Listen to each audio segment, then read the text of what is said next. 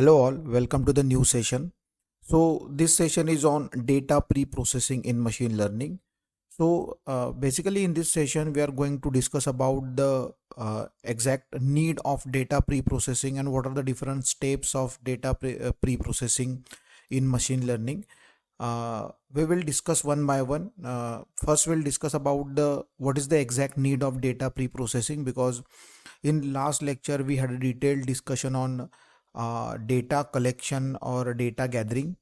So after gathering or after collecting the data, we have to pre-process the data uh, to build a machine learning model, because जो भी data हम collect करते हैं वो data impure form में होता है, या फिर उसमें कुछ मिसिंग वैल्यूज़ या फिर कुछ आउटलायर्स हो सकते हैं या फिर कुछ डुप्लीकेट वैल्यू भी हो सकती है। तो वो सारा जो डेटा है वो हमें प्री प्रोसेस करना होता है before going to train the model, right. Because अगर वो इम्प्योर डेटा अगर हम मशीन लर्निंग मॉडल को प्रोवाइड करेंगे तो उसके हिसाब से हमारा जो मशीन लर्निंग मॉडल का एक्यूरेसी है उसके ऊपर इफेक्ट हो सकता है। So that's why here we need to pre process the data first, right. So first will discuss about the what is the need of data pre-processing. So here what do we need data pre-processing? That is the question here first. So 2 points are there basically here.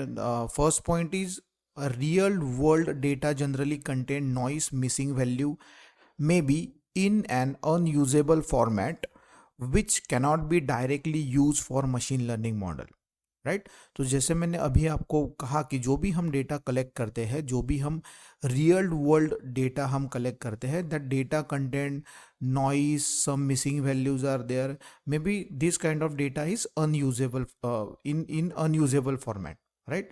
So we have to make such type of data in usable format, right. तो usable format के लिए जो pre processing जो process है ना वो important है, data pre processing जिसे हम कहते हैं।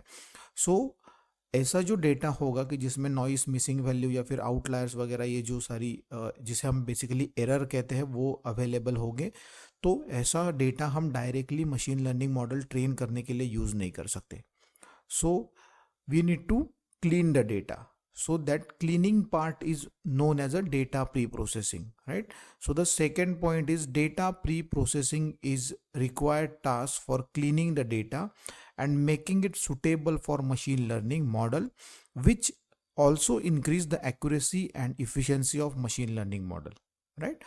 जो हमने पहले ही डिस्कस किया था, लास्ट लेक्चर में भी हमने जब डेटा कलेक्शन के बारे में डिस्कस किया था, different steps of machine learning model, building machine learning model देखा था, तो उसमें हमने डेटा कलेक्शन के बारे में डिस्कस किया था। तो वहाँ पे भी मैंने आपको ये बोला है कि जब भी हम डेटा कलेक्ट करते हैं तो वो डेटा जो होता है वो रैंडम फॉर्म में होता है, उसमें बहुत सारी मिसिंग्स वैल्यू, उसमें बहुत सारा नॉइस होता है, बहुत सारी इम्प्योरिटी होती है। तो वो सारा डेटा हमें क्लीन करना होता है, हमें जब मशीन लर्निंग अल्गोरिदम को ट्रेन करना है उससे पहले, ठीक है।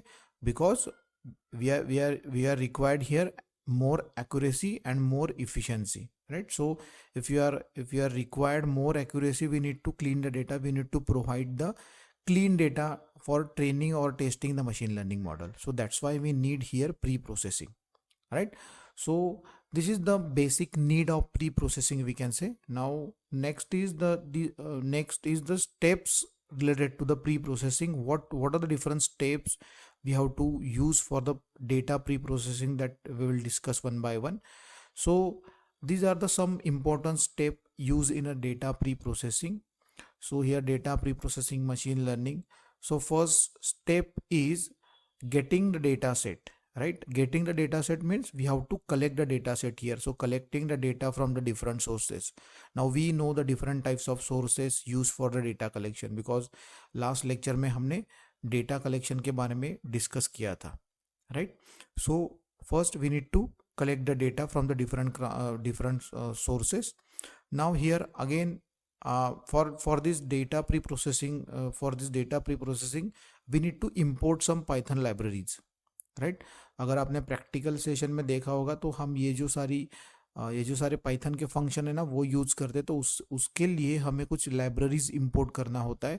उसमें पांडास लाइब्रेरी है, नमपाई लाइब्रेरीज है और मैटप्लॉटलिब लाइब्रेरीज है। Matplotlib we are using for the visualization, NumPy for the numerical calculation, and this pandas library we are using for the data framework, right.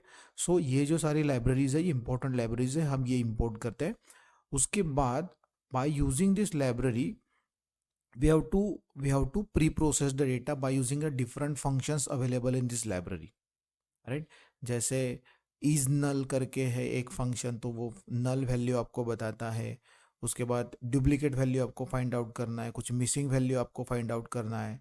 fill na एक function हम use करते हैं। तो these are the different types of function used in Python libraries, right?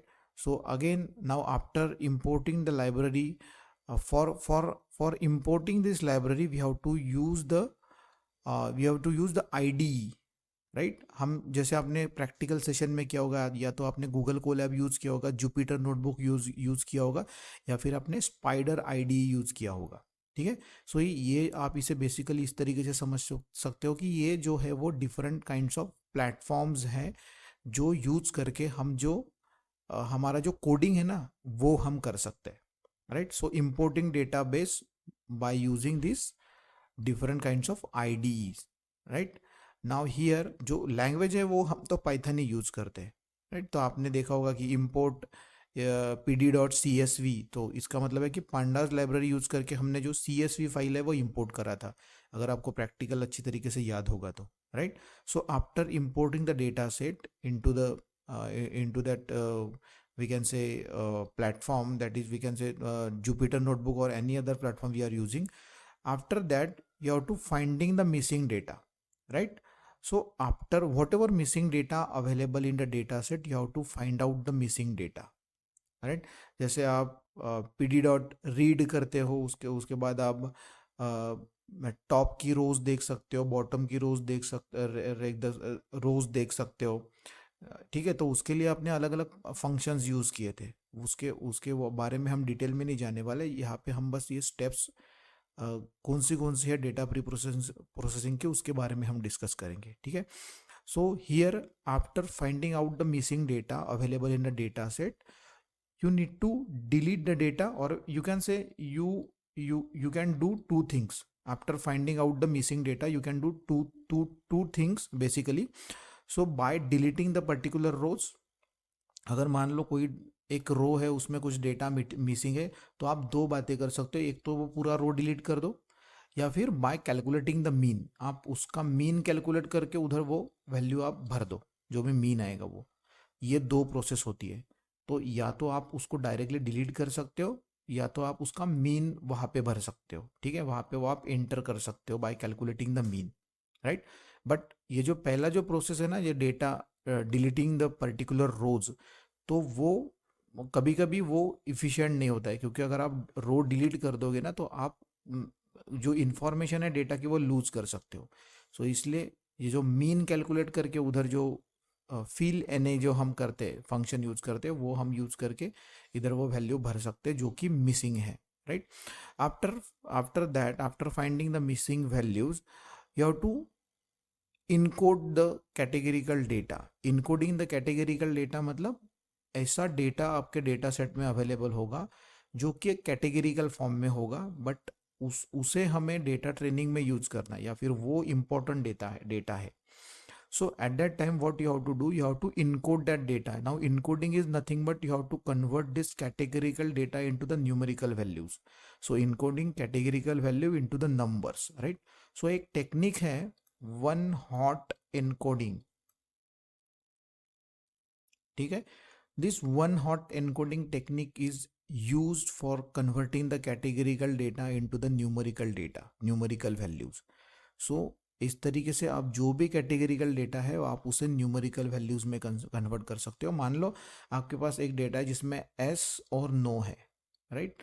तो ये एक categorical data हो गया। If you have to convert this data into the numbers, so by using this one hot encoding we can convert this category into the number. Like S के लिए हम 1 consider कर सकते हैं और नो के लिए हम 0 कंसिडर कर सकते हैं। तो ये जो कैटेगरिकल डेटा हो गया ये आपका न्यूमेरिकल डेटा में कन्वर्ट हो गया।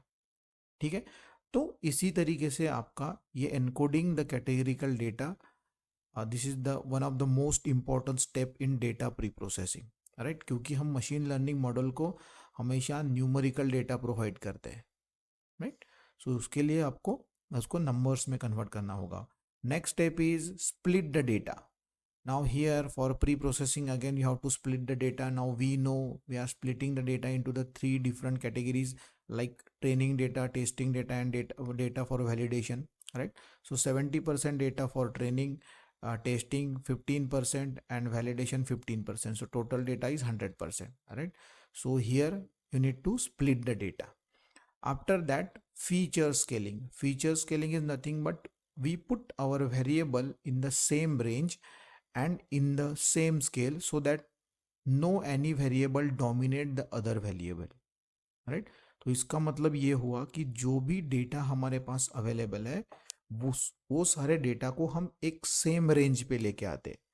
अगर इसका एग्जांपल मैं आपको दूं तो आप जब भी न्यूमेरिकल सॉल्व करते हो, मान लो आपको जब आप न्यूमेरिकल सॉल्व कर रहे हो तो कोई वैल्यू आपको मीटर में दिया है, कोई वैल्यू आपको एमएम में दिया है और कोई वैल्यू आपको सेंटीमीटर में दिया है, राइट। और आपको बोला है कि आप ये कोई भी एक उसका आंसर हमें फाइंड आउट करके दो।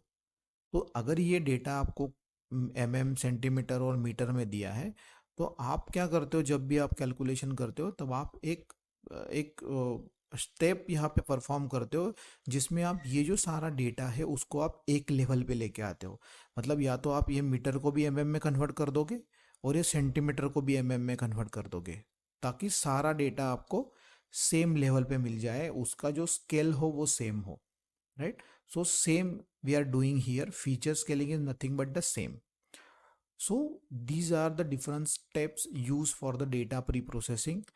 So एक शॉर्ट इसमें मैंने आपको ये डेटा प्री प्रोसेसिंग की स्टेप समझा दी है। बेसिकली इसके ऊपर में भी आपको क्वेश्चन आ सकता है 4 या 6 मार्क्स के लिए, what are the different steps in data preprocessing और explain the detail about the data preprocessing. तो उस केस में आप ये जो सारी प्रोसेस है वो आप वहाँ पे लिख के आप मेंशन कर सकते हो, ठीक है, आंसर कर सकते हो। So this is about the data pre processing.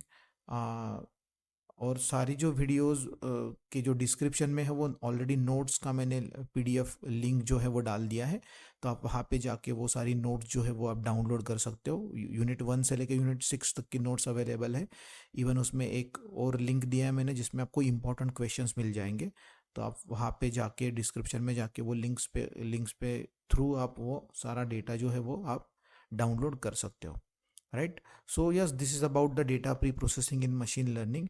सो अगर वीडियो आपके लिए इन्फॉर्मेटिव है तो प्लीज़ वीडियो को लाइक कीजिए, चैनल को सब्सक्राइब कीजिए और बेल आइकन को दबाइए ताकि आपको आने वाले सारे वीडियोस की नोटिफिकेशन मिलती रहे। मिलते हैं नेक्स्ट लेक्चर में। Thank you.